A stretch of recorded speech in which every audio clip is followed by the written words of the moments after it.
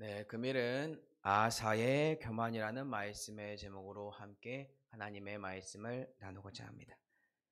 우리는 어제까지 남유다 왕 아사 왕의 모습을 통하여서요, 아사 왕이 하나님을 진정으로 사랑하고 있구나를 배웠습니다.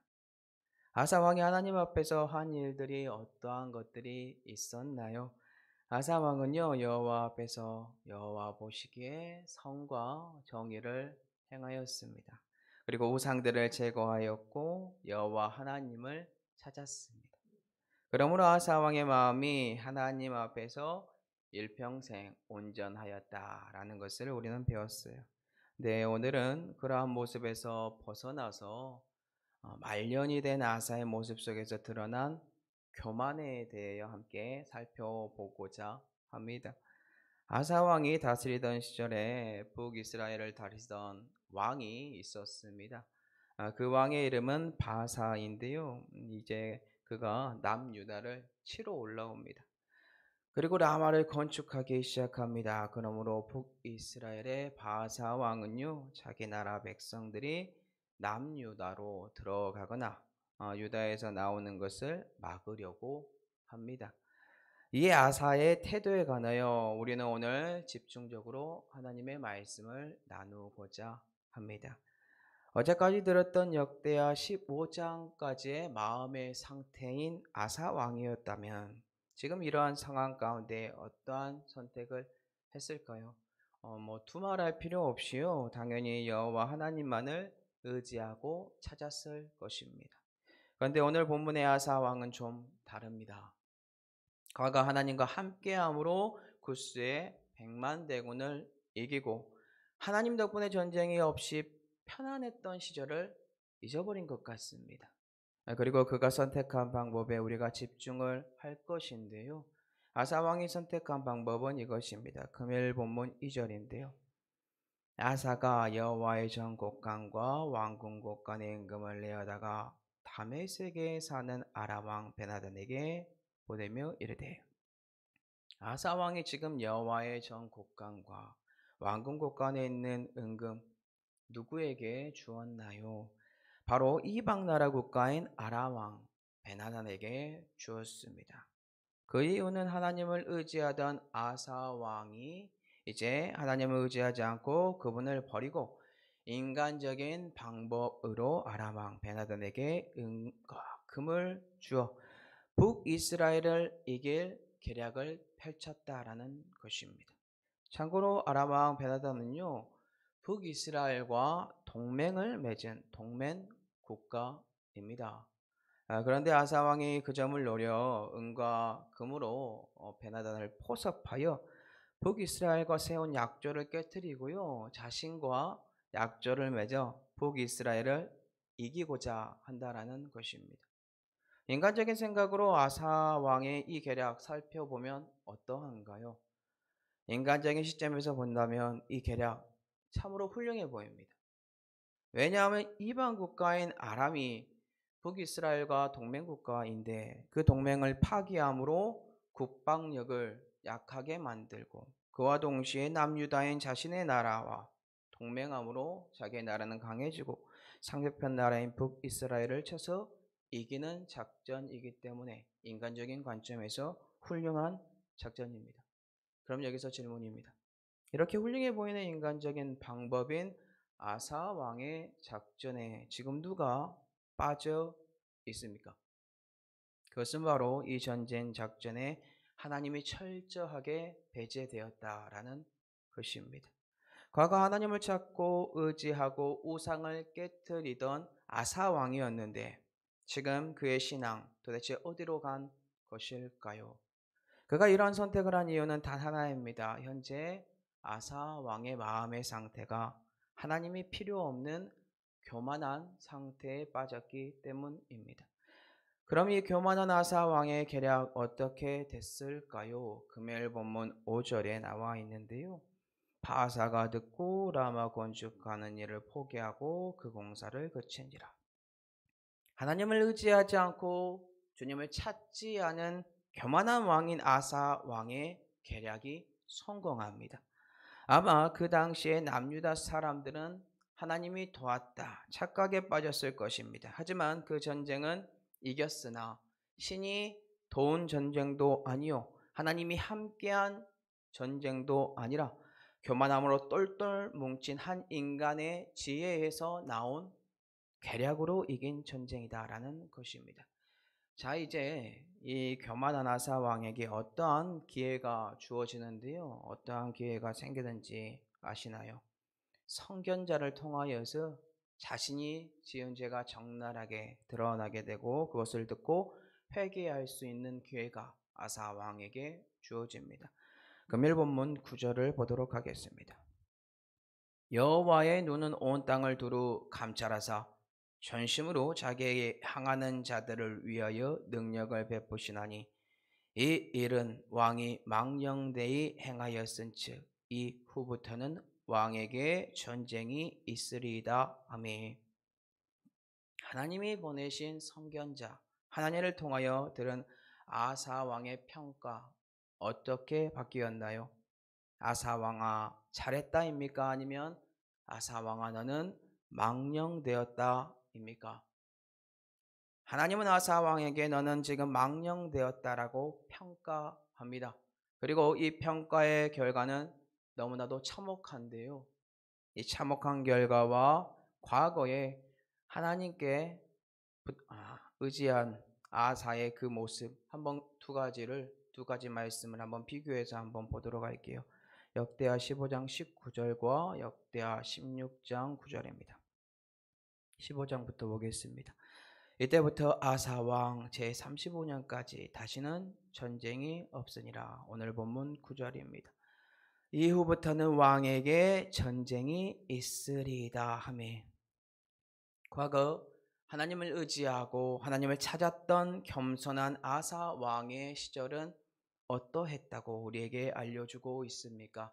하나님 덕분에 아사 왕의 나라가 전쟁이 없는 평화로운 나라였다라는 것입니다. 그런데 지금 아사 왕의 교만한 상태인 현재는 어떠하다라고 하죠? 하나님께서 보호함으로 있었던 아사 왕의 나라의 평강과 화평이 깨지고 이제부터 전쟁으로 왕과 국민들이 고통을 당하는 시기가 찾아올 수밖에 없다라는 것입니다. 자, 그렇다면 문제는 이것인데요. 이러한 하나님의 경고의 말씀을 들은 아사 왕의 선택, 이 선택이 어떠했습니까? 아사 왕은 너무나도 충격적인 선택을 하므로 자신이 얼마나 교만한 상태로 변했는지 우리에게 보여주는데요. 금일 본문 10절입니다. 아사가 노하여 선견자를 옥에 가두었으니 이는 그의 말에 크게 노하였음이며 그때에 아사가 또 백성 중에 몇 사람을 학대하였더라.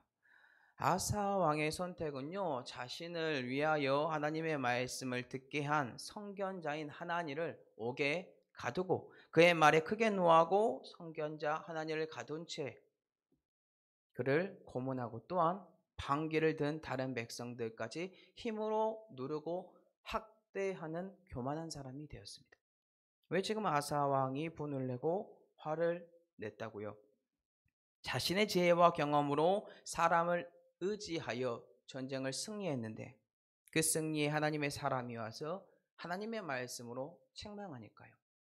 즉 아사 왕의 마음이 이미 변질되어 겸손은 사라지고 교만으로 가득 차 버렸기 때문에 아사 왕은 분을 내고 화를 냈다라는 것입니다.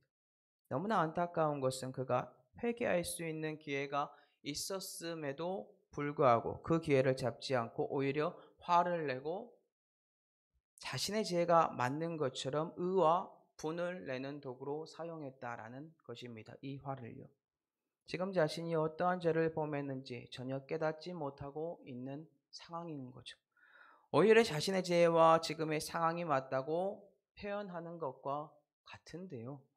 우리는 여기서 아사 왕과 비슷한 상황에 교만을 선택했던 모습이 아니라 그 교만 속에 똘똘 뭉쳐있는 모습 속에 겸손한 모습을 보인 다윗을 잠시 묵상해야 할 줄로 믿습니다. 다윗은요 자신의 범죄로 말미암아 밧세바 남편을 죽였고 그 전쟁에서 승리했습니다. 그런데 나단 선지자의 말에 그는 돌이켰고 자복했고 회개했습니다.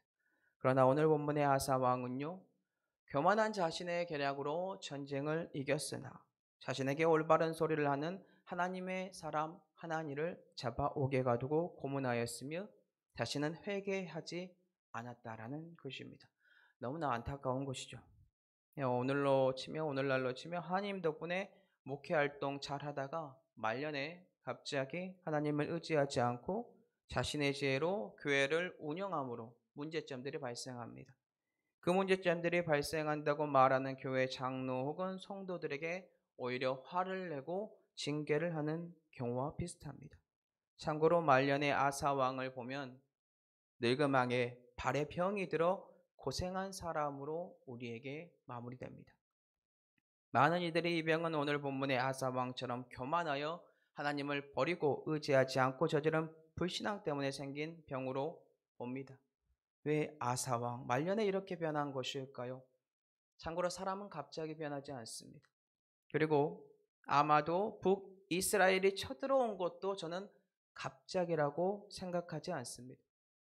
이는 하나님께서 아사 왕에게 정신 차리라고, 너 지금 교만한 마음이 쌓이고 있어, 너 지금 하나님 의지하지 않고 있어, 너 지금 나 버리고 있어, 세상의 지혜를 의지하려고 해, 이것을 알려주시려고 이 사건을 벌이지 않았나 저는 생각을 해봅니다.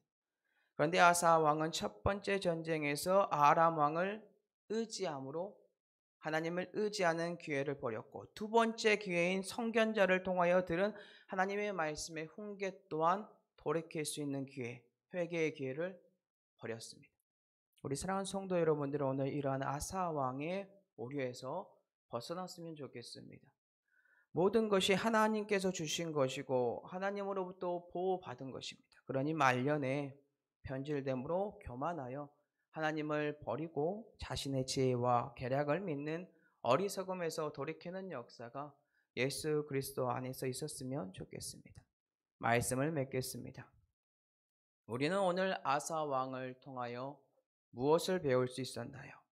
과거의 아사 왕처럼 하나님만을 의지하고 찾고 주님의 윤리와 법도를 지키며 살아가면 전쟁이 없는 평강이 우리에게 주어지지만, 말년에 이러한 축복에 취하여 내 마음이 아사 왕처럼 하나님으로부터 떠나 교만한 상태가 되면 결국 우리의 지혜와 지략으로 세상을 살게 된다라는 것입니다.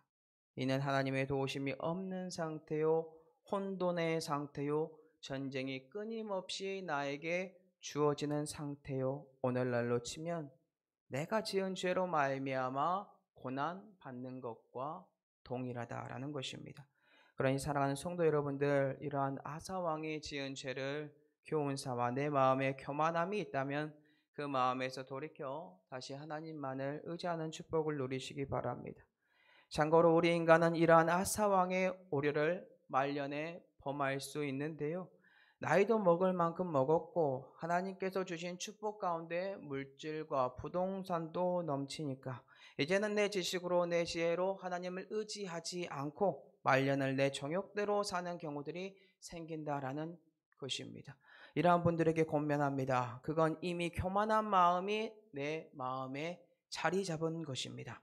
오늘 그 마음에서 돌이켜 내가 쌓은 재산, 내가 쌓은 부동산이 아니라 하나님께서 주신 축복이라는 것을 믿고 다시 하나님만을 의지하심으로 말년에 나에게 다가오는 고통으로부터 해방되고 하나님과 함께하는 임마누엘의 축복을 누리시기 바랍니다. 마지막으로 잠언 29장 23절을 보고 마무리하도록 하겠습니다.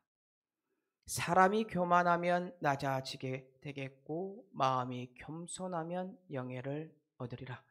사람이 교만하게 되면 하나님께서 그 마음을 싫어하심으로 그 사람을 낮추십니다. 하지만 겸손한 자는 영광스러운 이 명예를 얻게 해주시고 높여주십니다. 오늘 말년의 아사왕의 모습인 교만한 모습으로 낮아지는 자들이 되는 것이 아니라 겸손한 마음으로 하나님만을 의지하심으로 말년에도 동일한 하나님의 영광스러운 명예들을 받는 은혜가 저와 사랑하는 성도 여러분들에게 흘러넘치기를 예수님의 이름으로 축복합니다.